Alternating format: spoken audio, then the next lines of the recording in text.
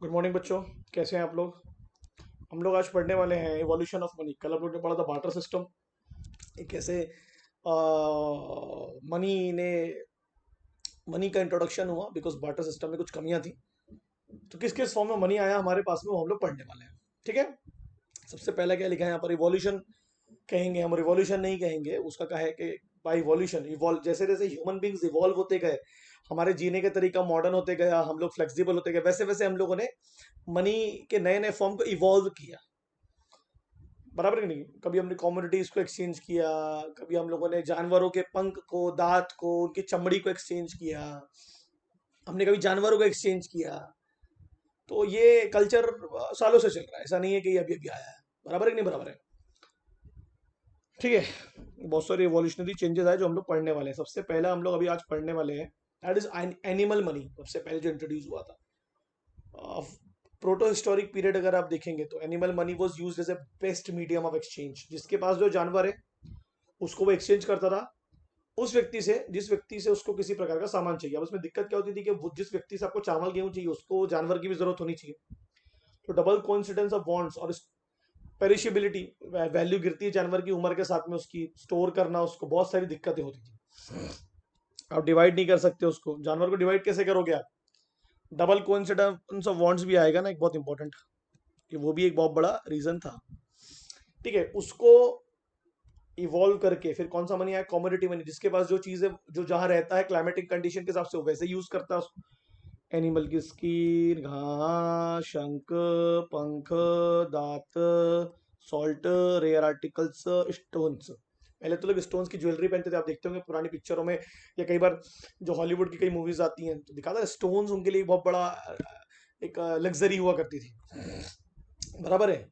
Due to problem of storage, ये चीजों को आप स्टोर नहीं कर सकते, है ना। मेटेलिक मनी का इंट्रोडक्शन हुआ। अब जैसे किसी के पास शेल्स है ना, अब उसको चावल चाहिए सामने वाले तो किसी से, तो चावल वाले को भी तो शेल की जरूरत होनी चाहिए। शंख, है ना, नदी के पास, समुद्र के पास जो होता है, आप देखते होंगे। ठीक है। टस, हाथी के दांत, फेदर, पंख।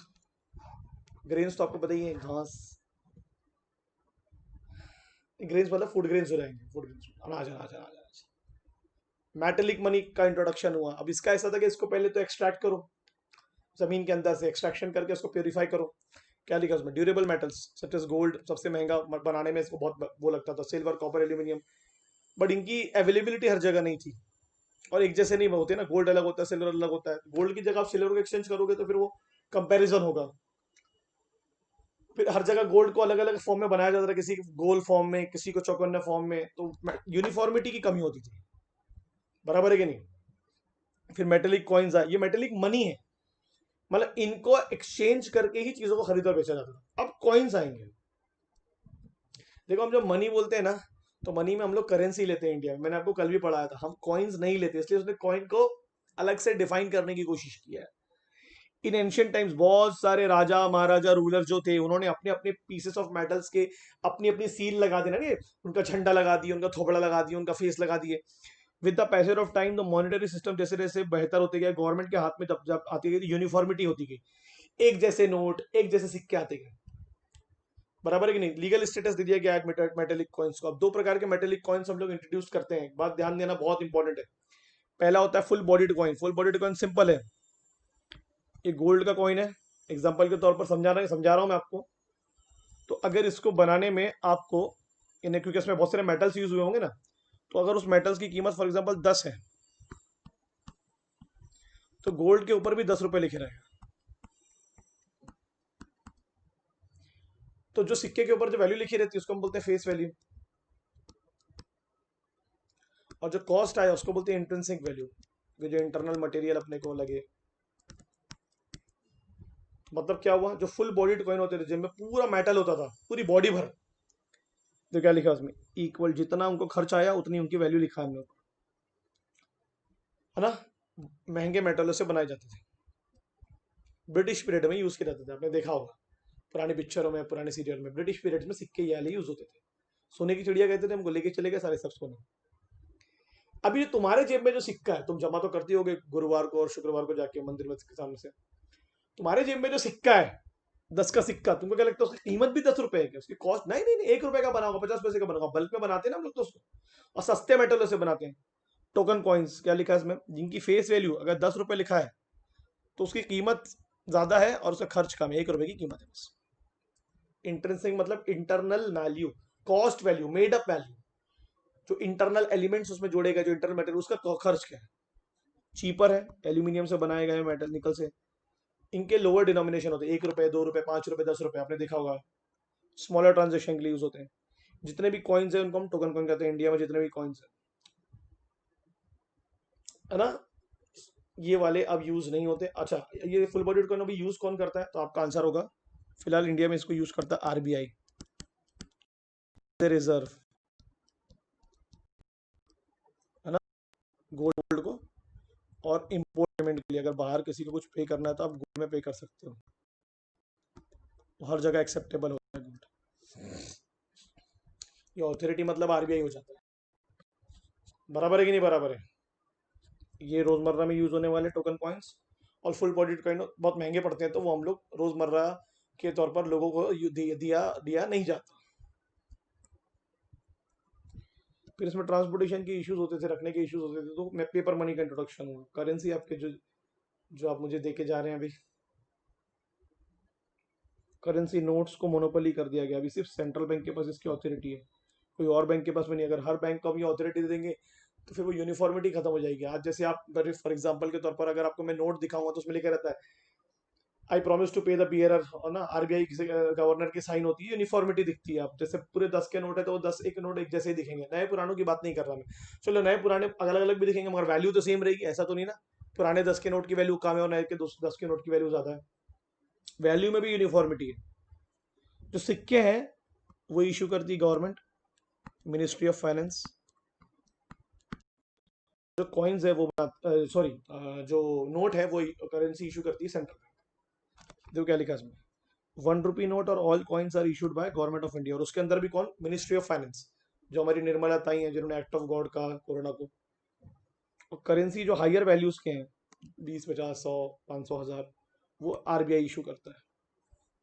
ठीक है, ओके। एक बात ध्यान रखना, जितनी करेंसी भी आरबीआई इशू करेगा वो बैंकों के थ्रू हमारे पास आती है, बैंक से ही लेते हैं ना हम लोग पैसा, हमारे पास, हम आरबीआई के पास जाके थोड़ा अकाउंट खोल सकते हैं, बैंक्स के थ्रू आती है। एक बात ध्यान रखना, आप उतनी ही करेंसी इशू करोगे,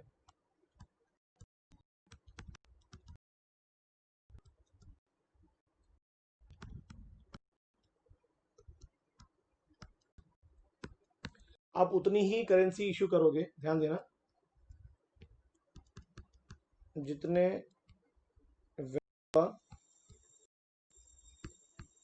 गोल्ड होगा देश में, क्योंकि गोल्ड एक रिप्लेसमेंट सब्स्टिट्यूट माना जाता है करेंसी का। जहां करेंसी एक्सेप्ट नहीं होती वहां गोल्ड एक्सेप्ट होता है, जैसे जहां रुपीज नहीं चलेगा वहां गोल्ड चलेगा।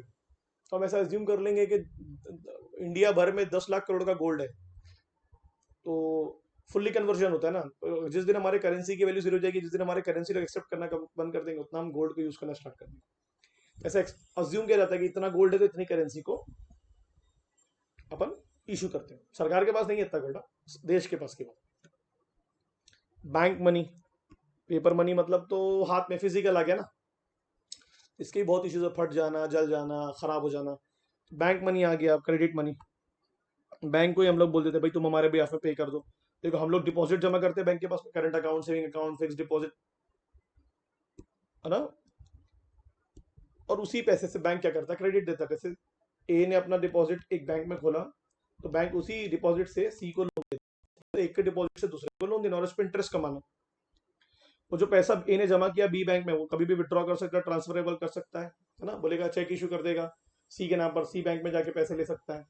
ए नेट बैंकिंग कर सकता है, ऑनलाइन बैंकिंग कर सकता है, पैसे कहीं भी ट्रांसफर हो सकते हैं by means of cheque and demand draft. DD किसी भी बैंक के नाम का बन जाता है, आप किसी भी बैंक में जाकर डीडी सबमिट करो, आपके अकाउंट से पैसे कट जाएंगे। डिमांड ड्राफ्ट का मतलब है किसी ने डिमांड किया है कि भैया ड्राफ्ट भेजो, बट ये एक्चुअल मनी नहीं है। चेक एंड डिमांड वहां लिख लेना अपनी बुक में, because these are not generally accepted by people, people can refuse to accept it. जैसे आप कल आके मेरे को बोलेंगे सर मैं चेक में फीस दूंगा, तो मैं क्या बोलूंगा, नहीं ना कैश में तो ना, I can refuse to accept the cheque and I can refuse to accept the demand draft. है ना। अगर पैसे को ट्रांसफर करना है बैंक में, बैंक के थ्रू, तो ये इंस्ट्रूमेंट्स है। क्रेडिट मनी तो बहुत इंपॉर्टेंट रोल प्ले करता है इकोनॉमिक डेवलपमेंट में। बैंक क्रेडिट देगा आपको short term, medium term, long term के लिए। वही पैसा आप इन्वेस्ट करोगे या खर्च करोगे तो देश की तरक्की में काम आता है ना। कैशलेस ट्रांजेक्शन इज अ बेवकूफी। आप इंडिया को कैशलेस ट्रांजेक्शन कैसे बनाओगे? आपका जो छोटा व्यापारी है, जो छोटा मजदूर है, जो आपके फार्मर्स है, वो कैश में डील करते हैं। तो कैश को बंद करके आप क्या करोगे? कैश में डील करने वाले लोग सिर्फ मेट्रोज में रहते हैं, बड़े शहरों में रहते हैं। छोटा दुकानदार तो खत्म हो जाएगा। तो कैशलेस इकोनॉमी कभी भी एक सपना नहीं होना चाहिए, है ना। वो एक वन ऑफ द फॉर्म होना चाहिए कि जहां पर कैश नहीं चलेगा वहां कैशलेस हो। बड़ी बड़ी डेवलप्ड कंट्रीज कैशलेस इकोनॉमी नहीं प्रेफर कर रही हैं अभी भी। वहां 70% है, 60% आप। तो ये लॉजिक है। हम ग्लोबल इकोनॉमी के साथ चलेंगे ना, मगर अपने देश की जो अनऑर्गेनाइज सेक्टर्स है, वर्कर्स एंड फार्मर्स, लेबर, उनको थोड़ी ना पीछे कर सकते। वो तो कैश में डील करते हैं, है ना। तो घर में बैठे बैठे बोलना बड़ा आसान है, उनको भी एटीएम कार्ड इशू कर दिए। सब फालतू बातें हैं, ठीक है। रोज कमाने वाला व्यक्ति कहाँ से एटीएम लेके घूमेगा? फिर प्लास्टिक मनी का इंट्रोडक्शन हुआ, that is debit card and credit card. Debit cards क्या मतलब होता है कि आपके अकाउंट में पैसे हैं, डेबिट कार्ड के थ्रू आप उसको ट्रांसफर कर सकते हो। क्रेडिट कार्ड में आपके अकाउंट में पैसे नहीं है, बट आपको एक लिमिट मिली गई कि आप फिक्स सैलरी क्लास पीपल हो।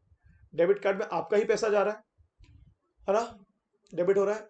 और क्रेडिट कार्ड में आपको बैंक पैसे दे रही है आपके बिहाफ में, आपको बैंक को बाद में पे करना है। फिक्स सैलरी क्लासेस वालों को क्रेडिट कार्ड इशू होते हैं।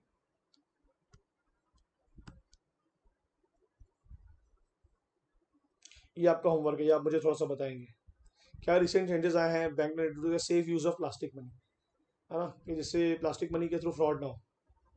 इलेक्ट्रॉनिक मनी तो आ ही चुका है, ई मनी, नेट बैंकिंग आजकल तो इंट्रोड्यूस हो चुका है ना। मोबाइल फोन, टैबलेट के थ्रू आप बैठे बैठे बिल पे कर सकते हैं, इनकम टैक्स भर सकते हैं, किसी चीज को, किसी चीज का पैसा पे कर सकते हैं। आजकल तो है ना, मतलब इतनी चीजें हो गई हैं कि दिक्कत ही खत्म हो गई। देखो, लेकिन smart cards, computer, it is back by, मगर सेंट्रल बैंक इन चीजों की अथॉरिटी दे के रखा है। ऐसा नहीं कि आप बैठे बैठे कर रहे हैं। हर, आपको पता है ना, debit card, credit card, master card और वीजा कंपनी के होते हैं। तो मास्टर वीजा कार्ड को वो हमने रुपए का भी होता है, तो हमने वो उनको ठेका दिया है गुड्स बनाने का, सेंट्रल बैंक से पूछ के। डिजिटल वैलेट्स आ गए आजकल, तो पेटीएम के थ्रू, पेटीएम में एक वैलेट होता है, उसमें पैसे जमा हो जाते हैं आपके, कैशबैक जो होता है, कि पैसे वहां जमा हो गए, उसको जब यूज करना करो। तो इलेक्ट्रॉनिक मनी नया फॉर्म बिजनेस आ चुका है ना। ये आपको दोनों चीजें मुझे बतानी है कि कितने डिजिटल ट्रांजेक्शन आ चुके हैं। पेटीएम के थ्रू आप चीजें खरीद रहे हो आजकल। तो ई मनी, ई बैंकिंग, ई कॉमर्स, क्या क्या आ चुका है, गूगल पे, फोन पे। तो सोचा ही नहीं था कभी ये सब चीजें भी हो सकती है कि एक नंबर देके आप पैसा ट्रांसफर करा लो, एक फोन नंबर देके। इसलिए फोन नंबर को आपसे बैंक से कनेक्ट किया गया, बराबर है। अब यू शुड नो बोल रहा है वो, आपको ये पता होना चाहिए कि लीगल टेंडर मनी क्या होता है। जो आपके जेब में आज पैसा है ना, जो करेंसी है, जो मनी है, वो लीगल टेंडर मनी है। मतलब ये लॉ के द्वारा इंट्रोड्यूस्ड है और कोई रिफ्यूज नहीं कर सकता उसको लेने से। All coins and currencies are legal tender money. जो नोटबंदी के टाइम पर 500 और 1000 के नोट बंद हुए ना, वो नॉन लीगल टेंडर मनी है ना। उसको कोई भी रिफ्यूज कर सकता है क्योंकि अब तो वो यूज ही नहीं होते। बराबर है कि नहीं बराबर है? Cheque, non legal tender money. Compulsory है कि चेक के थ्रू पेमेंट इशू करना। Debit card, credit card, bills, ये इंस्ट्रूमेंट्स हैं, डॉक्यूमेंटेशन है। मेरे को इच्छा होगी, जैसे अपन बोलते हैं ना, क्या यहाँ क्या लिखा है, डेबिट कार्ड भी चलता है। डेबिट कार्ड ही चलता है, नहीं से लिखता है। यहाँ कार्ड भी एक्सेप्ट किए जाते हैं। तो कानून के द्वारा कोई कंपल्शन नहीं है कि कार्ड के थ्रू ही एक्सेप्ट करना है या चेक के थ्रू। तो मैं इलीगल नहीं बोल रहा हूँ, नॉन लीगल मतलब आरबीआई के द्वारा ऑथोराइज नहीं है, बट गैर कानूनी भी नहीं। आरबीआई के द्वारा जो ऑथोराइज नहीं है वो कंपल्शन नहीं होगा। मैंने इलीगल नहीं कहा। जनरली लोग रिफ्यूज कर सकते हैं कि नहीं सर यहाँ कार्ड नहीं चलता, सर चेक नहीं चलता। कोई कंपल्शन नहीं है इसके एक्सेप्टेंस का, इट कैन बी रिफ्यूज्ड। इसे हम ऑप्शनल मनी कहते हैं। जब कोई सोर्स नहीं होता तो हम लोग ये चीजों को चूज करते हैं। जितनी भी करेंसी है हमारे पास में आज हमारे जेब में, जो किसके द्वारा इशू है, आरबीआई के द्वारा, गवर्नमेंट ऑफ इंडिया के द्वारा, कॉइन्स, वो सब हमारे लीगल, बाइंग सेलिंग, लेन देन के लिए। And people have to accept it. Human can, कल कोई ये नहीं बोल सकता अरे मैं ये नोट ही नहीं लूंगा, तो लीगल मनी दे रहा हूँ यार। ठीक है, इस पे क्वेश्चन आपको आ सकता है। पहला है कि कौन इशू करता है, ऑल्सो नोन एज, है ना, इसको हम फिएट मनी भी कहते हैं। ऐसा मनी जो सरकार ऑथराइज होता है, fiat, authorize by the government. ये also known as optional money. एक पॉइंट ये हो गया, एक हो गया इसका मीनिंग, एक हो गया कंपल्शन ऑफ एक्सेप्टेंस। तो इसको कंपल्शन ऑफ एक्सेप्टेंस है, इसको कंपल्शन ऑफ एक्सेप्टेंस नहीं। और एक हो गया एग्जाम्पल, कॉइन्स एंड करेंसीज, और इसके cheques and bills and plastic में। 4 पॉइंट बनाओ और मुझे दिखाना, ठीक है। चलो, छोटा छोटा सा पढ़ रहे हैं, मगर आई होप आप लोगों को समझ में आ रहा होगा मैं क्या पढ़ाने की कोशिश कर रहा हूँ, बराबर है। छोटी छोटी चीजें उस पर काम करो और मुझे बताओ। ये जो 2 होमवर्क दिया 3 होमवर्क दिया इसको करके भेजेंगे।